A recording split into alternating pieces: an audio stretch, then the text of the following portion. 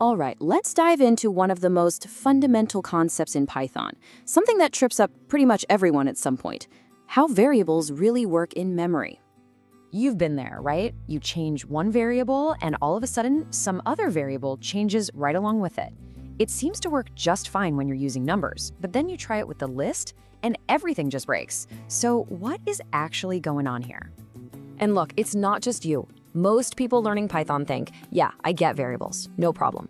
And then this exact thing happens and it's just total confusion. But don't worry, in the next few minutes, we're gonna use some really simple memory diagrams to make this so clear that you will never ever be confused by it again, I promise. Now, this isn't just some weird little quirk you have to memorize. Understanding this is absolutely critical if you wanna write clean, bug-free Python code. I'm serious. This one single topic is one of the biggest reasons beginners struggle with functions, with lists, and especially with data structures and algorithms.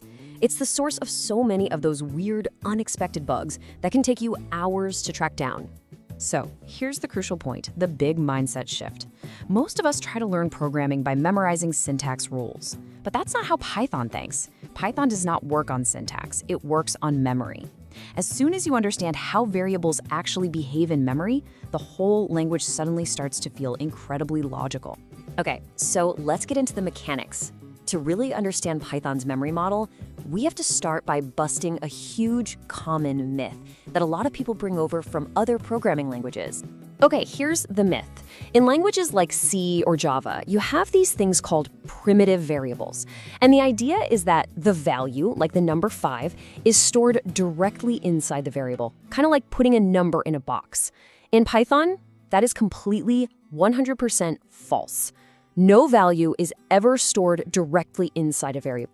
So this right here, this is the correct model. You have to remember, in Python, everything is an object. A variable isn't a box that holds a value. It's more like a name tag or a label. It's a reference that simply points to an object that's living somewhere else in your computer's memory. Let's visualize it. When we write a line of code like a is equal to 10, Python first creates an integer object that holds the value 10. Then the variable a is created, and it's just a pointer, a reference, that points over to that object. The data itself is living somewhere else. Okay, so if variables are just pointers, this leads to two totally different kinds of behavior that you absolutely have to know about. It all depends on the type of object they're pointing to, whether it's immutable or mutable. Let's start with the easy ones, immutable objects. Think numbers, strings, tuples, things that once they're created can never be changed. So if we say a equals 10, and then we say b equals a, what happens is that both variables, a and b, are now pointing to the exact same integer object 10 in memory. They share the reference. Now watch this. This is the key. When we write a equals a plus 1, we are not modifying that original 10 object. It's immutable. Python can't change it. Instead, Python creates a brand new object with the value 11, and it just reassigns the variable a to point to this new object. And notice, b is totally unaffected. It's still happily pointing to the original 10. So here's the rule you gotta burn into your brain. For immutable objects, any operation that looks like it's changing the object is actually just creating a whole new object and updating the variable to point to it. The original is never touched. All right, now for the fun part. Let's look at mutable objects. This is where all that confusion comes from. So let's say we have a equals 1, 2, and then b equals a. Just like before, both variables are pointing to the exact same list object in memory. No difference there. But here's the twist. What happens when we write b.append 3? Why on earth does a change 2? It's because lists are mutable. That .append method doesn't create a new list. It modifies the original list object right there in its memory location, in place. And since both A and B point to that very same object, they both see the change. And that is the fundamental rule for mutable things like lists and dictionaries. When you perform an operation on them, you are changing the object itself, right where it sits in memory. Let's really hammer this home. This slide makes the distinction super clear. Assignment like b equals a just changes which object a variable is pointing to. It's like moving a name tag. Mutation, on the other hand, like a.append 5, reaches into the object itself and changes its contents. Getting this difference is gold for data structures and algorithms.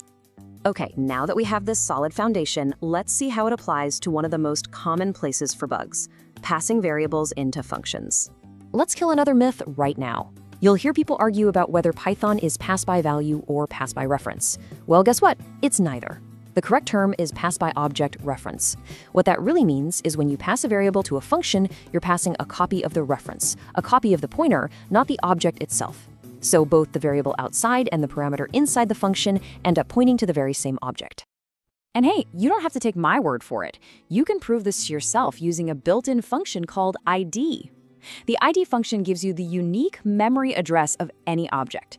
So if two variables have the same ID, you know for a fact they are pointing to the exact same object in memory. It's the ultimate source of truth.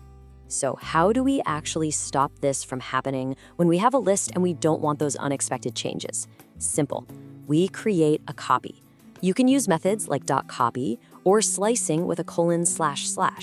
This creates a brand new separate list object. That way, B will point to its own independent copy, and any changes you make to it won't affect A at all. Okay, let's bring all of this together and talk about why this isn't just some academic exercise. This knowledge is what separates programmers who constantly struggle with weird bugs from those who can build complex, reliable systems. You know, when you start getting into more advanced topics like data structures and algorithms, understanding this memory model is completely non-negotiable. For something like a backtracking algorithm, if you accidentally modify a list that's supposed to represent a previous state, your entire solution just fails. One accidental mutation and the whole logic breaks down. So, what's the big takeaway from all this? I want you to burn this new mental model into your brain. First, variables are just name tags that point to objects. Second, when you change an immutable object, you're really just pointing that name tag to a brand new object. And third, when you change a mutable object, you're modifying that one object in place for every single variable that points to it. If you can really grasp this, you will have unlocked a much, much deeper understanding of how Python works.